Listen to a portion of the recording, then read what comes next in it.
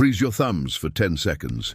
Don't scroll, don't check, don't fill the air. Just notice how fast your hand tries to reach for your phone when nothing is happening. That twitch is the reason most men never feel like a prize. They confuse constant availability with care, permanent access with love, and instant replies with connection. The opposite is true. What is always on tap is rarely tasted. What is rationed by design becomes valued by default.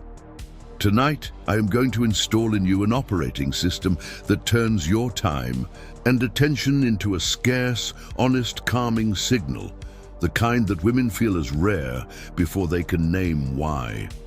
This is not manipulation. It is adult logistics multiplied by self-respect.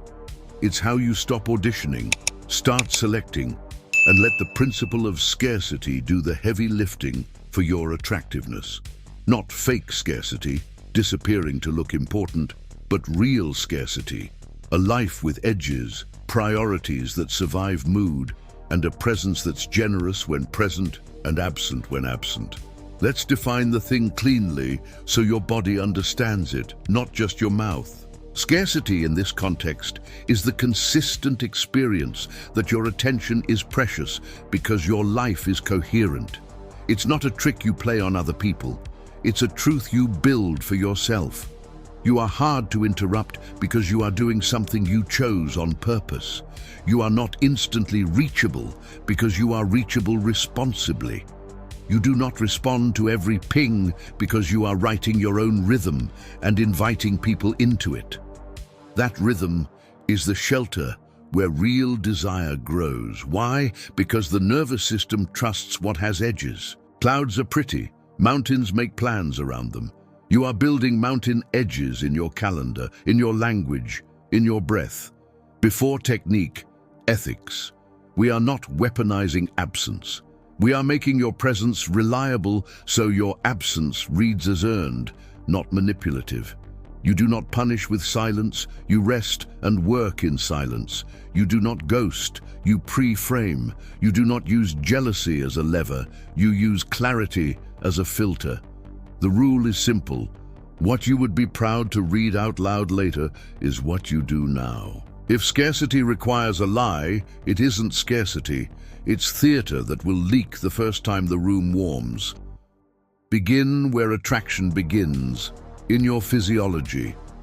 Constant availability is usually a breath problem pretending to be a love problem.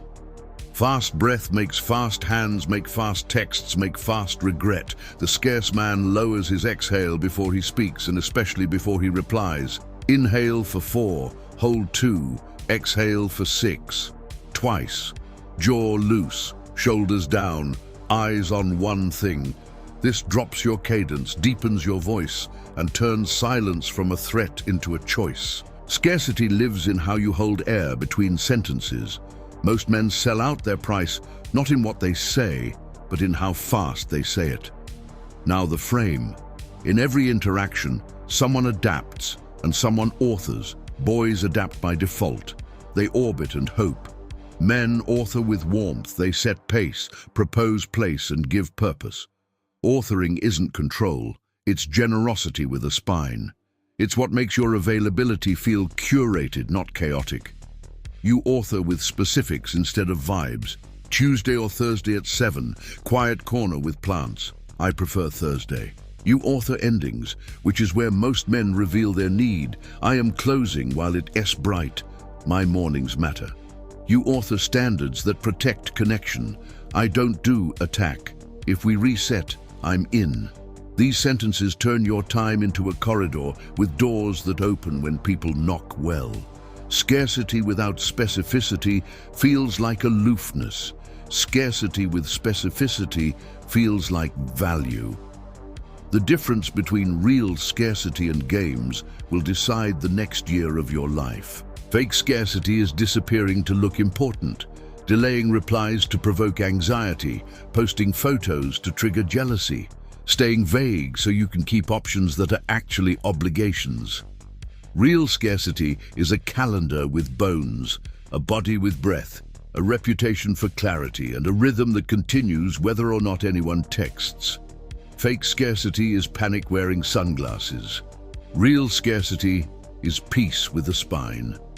Here is the sentence that becomes your quiet religion. I will make clean offers, accept clean answers, and keep my identity off the table. Clean offers are specific and kind.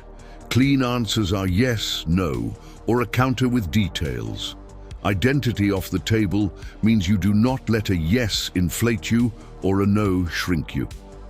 Scarcity works because you stop treating every reply like a referendum on your worth and start treating it like information about fit and timing.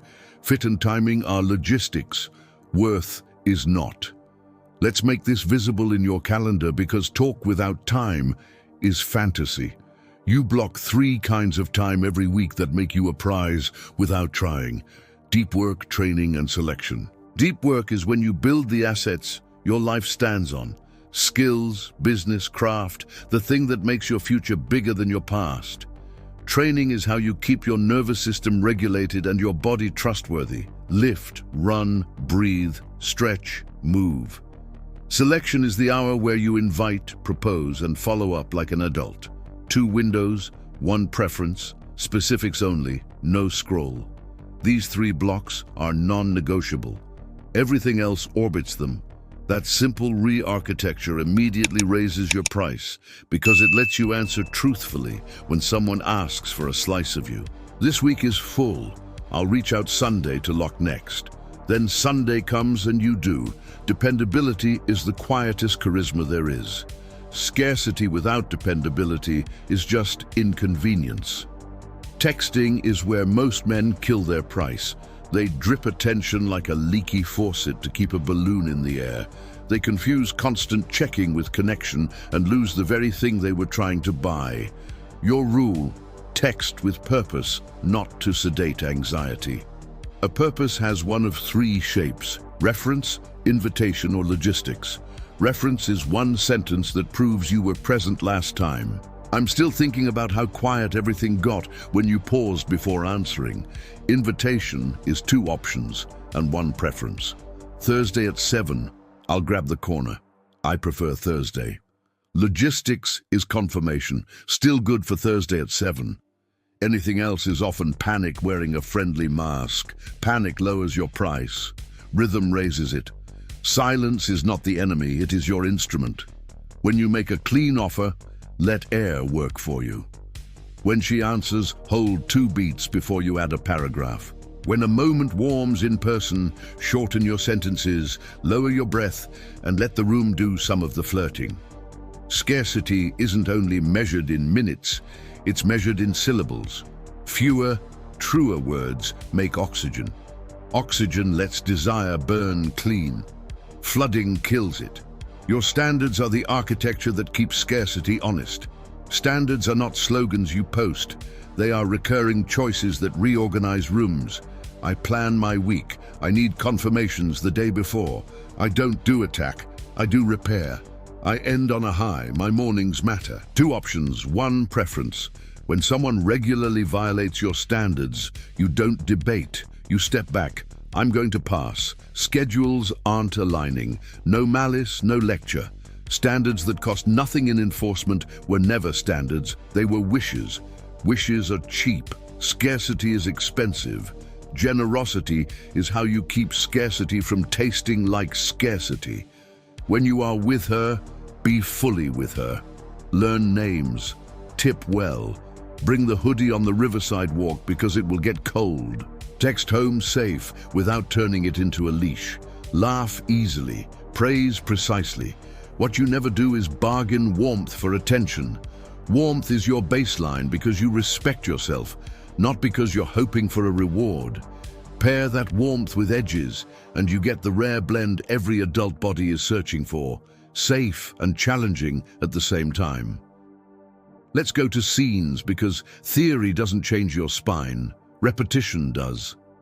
Scene 1, the first invitation. You met at a friend's dinner. Old you would have waited 3 days, liked a story, sent a meme, and hoped. Knew you text the next day like a grown man. I liked last night, Tuesday or Thursday at 7, quiet place with a corner. I prefer Thursday. Then you stop. If she says yes, you book it and go live your life. If she counters once, you pick. If she goes vague twice, you step back. I'm in when calendars match. You did not lose. You filtered. Filtering keeps your future cheap. Scene 2, date night. You arrive 5 minutes early, rushing tears presents. You give her the seat with the better sightline because you're a host, not a waiter. Your phone vanishes. You ask fewer, better questions. What did you say no to this year and why? What standard did you earn the hard way? What do your close friends count on you for? You hold a 2-beat breath after she answers. You reduce distance by an inch, but you don't reach. You read her breath like a map. When the room asks for a step, you ask in 5 words, I want to kiss you. If she says yes, you meet it and you end while it's bright. If she says not yet, your warmth stays. Good, I like our pace. Endings write reputation. Ending early is not a tease, it is a promise. I can hold desire without cashing it out. That is the rarest sentence a body can hear. Scene 3, the week between. Old you would have turned the thread into a drip line. New you sends 1 reference line and 1 invitation, or simply waits until it's chess time to propose the next chapter. I'm still thinking about how quiet the room got when you decided. Sunday at 6, the bookstore you mentioned. If she mirrors investment, momentum grows. If she floats fog, you light the runway once and then let the weather be the weather. Your life continues. Scarcity is a byproduct of motion. Stationary men grasp, moving men select. Scene 4, friction. She cancels last minute twice. Old you rewired your week and swallowed resentment. New you says 1 sentence the 3rd time. I like this. I plan my week. I need confirmations the day before. Then you watch behavior, not vows. If it aligns, attraction doubles. If it doesn't, you step back without theater. I'm going to pass. Schedules aren't aligning. You just did the grown man version of scarcity, making your time expensive where respect is cheap. I don't do attack. If we reset, I'm in. You do not argue inside a frame that cannot produce a win worth having. Scarcity is the courage to walk away from rooms that punish presence and reward chaos. Scene 6, intimacy. Consent is threaded through the night like a rhythm section. I'm thinking about kissing you here. Good? More of that. Slower. Stay like that. You lead with breath and hands that move slow enough to be seen and long enough to be missed. You end with 10 quiet minutes that cost you nothing and buy you everything. Water, warmth, 1 precise sentence that proves presence. When you tugged my hand exactly where you wanted it, yes. Scarcity even here. You do not narrate the whole night. You do not flood. You let oxygen teach both bodies that intensity ends in peace. Bodies return to peace. Peace is the bed where desire sleeps and wakes stronger. Scarcity also lives in your look because friction lives in cloth. Wear fabric that makes you want to touch yourself physically. Cotton that moves, linen that breathes, a jacket that feels like a decision. Fit that suggests a body, not a billboard for it. Grooming that says deliberate. When your clothes don't argue with your body, your presence stops arguing with the room. Friction lowers, attention frees. Free attention is the currency of charisma. The 4 levers that make most men cheap are money, mood, schedule, and secrets. And if an unread message can flip your mood, your presence is rented. If you carry secrets that can be weaponized, your mouth will swerve around truth where truth would save time. Build a small emergency fund. Sleep like you respect tomorrow. Block your mornings. Stop creating messes you have to hide. Every lever you remove raises your price without you having to say a word. Language drills now because scarcity collapses under adrenaline unless your mouth has rails. Practice these until they sound like your own. I want to see you again. Thursday at 7. I'll book the corner. I prefer Thursday. Still good for Thursday at 7? I'm ending while it's bright. Let's keep this pace. I don't do attack. If we reset, I'm in. That doesn't work for me. These sentences are a nervous system in words. Under heat, you'll want paragraphs. Rails beat paragraphs. You're going to be tempted to counterfeit. You'll want to be vague so you can feel bigger. Don't. Your eyes tell on you. Your timing gets weird. Add one honest habit: water before screen, light in your eyes, 2 slow breaths, 60 seconds of movement, 1 true sentence. Keep one promise. Your reputation is the compound interest of scarcity. It's what people with nothing to gain say after you leave. He was on time. He kept his word. He said, "I was wrong," the first minute he could. That story makes introductions easy, raises your price, and turns options into oxygen. Options make you calm. Calm makes you magnetic. Magnetic men don't chase, they select. Every morning, water, light, breath, movement, 1 sentence. Water before anything, light in your eyes, 2 slow cycles of 4, 2, 6, 60 seconds of movement, 1 written line, today's OS, author the frame, end while it's bright, 2 options, 1 preference, no arguments with my no. Then do 3 reps, 1 clean invitation you can survive if refused, 1 2-beat silence you let stand, 1 clean follow-up that advances a story without flooding. Every evening, write 3 lines in a pocket notebook: offer, answer, breath. On Sundays, circle where you apologized, where you held, and where you felt proud. Pride in the right dose is armor. What about work, friends, family? Scarcity without warmth becomes brittle. Warmth without scarcity becomes mush. At work, you book 15 minutes and say, "I've delivered X and Y, here are outcomes, I'm asking for A." Then you shut up.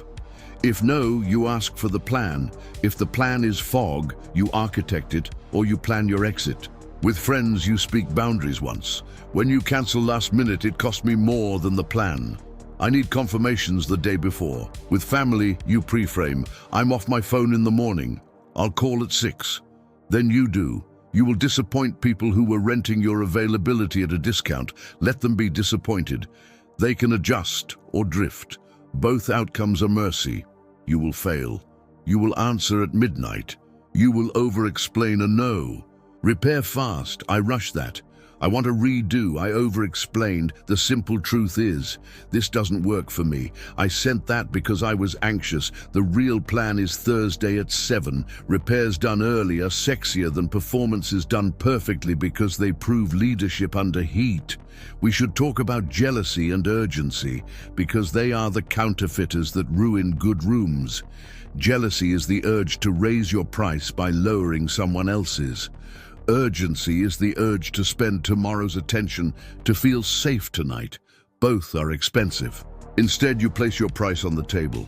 I'm not available that late. I won't skip training to look available. I'm ending here. I like my mornings. Sometimes the moment will fracture. Sometimes the moment will deepen instantly. That deepening is scarcity doing exactly what it does best, creating value by protecting what matters. Clothing your schedule in language matters. You stop saying "I'm busy," which sounds like a performance, and start saying "I have a block then. I can do Thursday at 7. I prefer Thursday."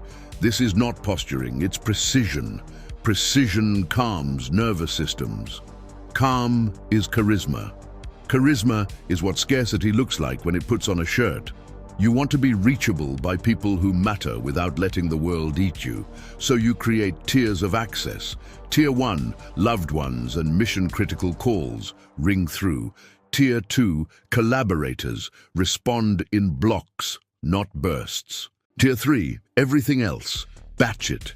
You educate your circle by staying consistent. The first week they will push. The second week they'll calibrate. The third week your phone is boring and your life is interesting. Boring phones make for dangerous men. Let's write the pocket OS, you whisper before any moment that matters.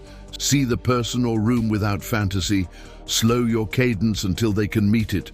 Select for fit early, not after months of hoping. Invite with specifics. Breathe together.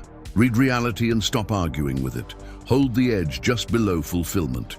End while there's oxygen, so desire can grow in both directions. If you obey this sentence, scarcity will look after itself. A word about kindness, because scarcity without kindness becomes a cold brand you don't actually want to wear. Kindness isn't saying yes. Kindness is saying the most truthful thing you can while preserving dignity on both sides. Thanks for the clarity. Be well. I don't do attack. If we reset, I'm in. I'm stepping back. Calendars aren't aligning. These are not evasions. They are exits that leave rooms intact. Adults remember who left rooms intact. That memory is your quiet billboard. Competence is sex for the brain, and one of the cleanest ways to raise your price without a speech. Know your craft and show it by doing, not by telling. Cook two things by heart, lift with form, fix the loose hinge, tie a bowline. Know one park where conversation goes long and one cafe with a corner at any hour. These small proofs of capacity say, my attention is rare because it's busy creating order. People relax around order. Relaxed people risk. Risk is the doorway to closeness. Closeness built on risk and respect doesn't need constant maintenance. It compounds. Your shadow will try to sabotage all this. The scared part of you will whisper, if you stop being instantly available, they'll find someone else. Good.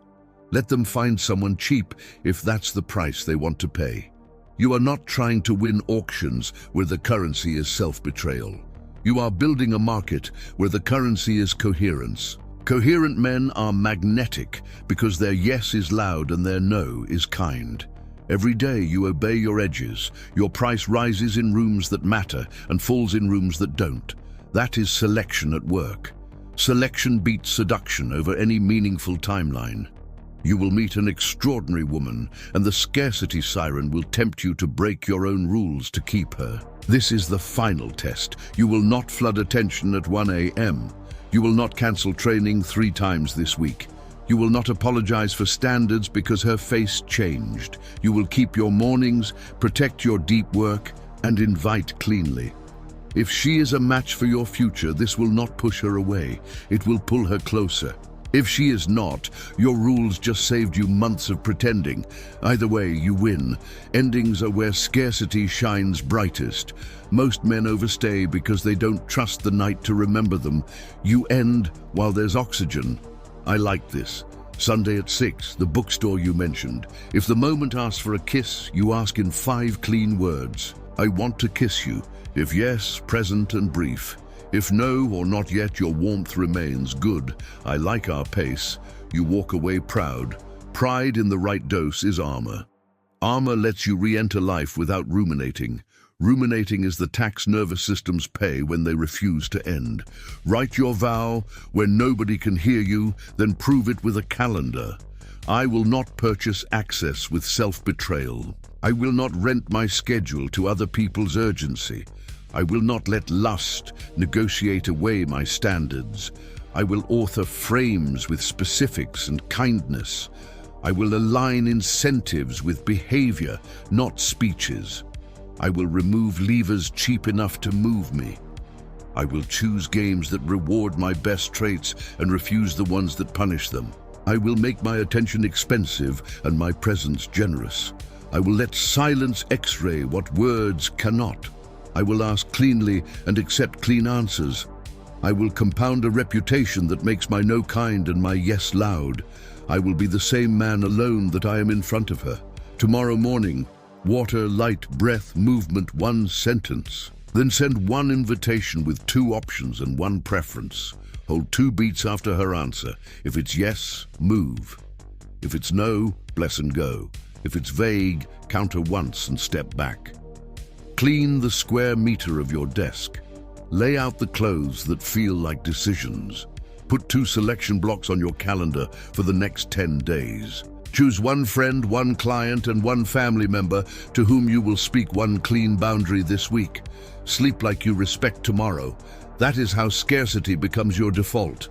Not by playing hard to get, but by living hard to distract. When you do, you won't need to tell anyone you are a prize. Rooms will reorganize around you. The right ones will lean in, the wrong ones will drift. Both are mercy.